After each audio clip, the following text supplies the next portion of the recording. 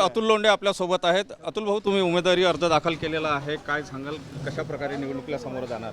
मी सांगितलं ना, आपल्याला ही विचाराची लढाई आहे आणि आम्ही लोकशाहीसाठी, संविधानासाठी हे झेनझी आहे, जे नीटचे जे पेपर लीकचे प्रकार सुरू आहे, जे महागाई आहे, जे चुकीच्या विदेश धोरणांमुळे आज जनता पिसलेली आहे, त्या जनतेची आम्ही लढाई लढतो आहे. जर कोणाला असं वाटत असेल की आमच्याकडे पोत्यानं पैसे आहे, खोऱ्यानं पैसे आहे, इथेनॉलचे पैसे आहे, पेट्रोलचे पैसे आहे, भ्रष्टाचाराचे पैसे आहे, सिमेंटचे पैसे आहे, कॉन्क्रीटचे पैसे आहे, तर ही लढाई जी आहे ती धनशक्ती विरुद्ध जनशक्तीची आहे. या निवडणुकीमध्ये मतांची जुळवाजुळव हे फार महत्त्वाचं आहे. भाजपकडे बहुमत असल्याचं दिसतं आहे. ही जुळवाजुळव कशी करणार? नाही, आता असं आहे की जेव्हा राजेंद्र मुळक ही निवडणूक लढले होते त्यावेळेससुद्धा मतांची जुळवाजुळव नव्हती असा प्रश्न आपण केला होता, पण राजेंद्र मुळक जिंकले होते.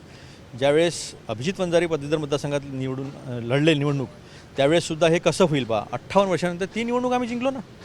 जिंकण्यासाठी लढाई लढायची असते. सगळ्यांसोबत 833 ही माझी आहे.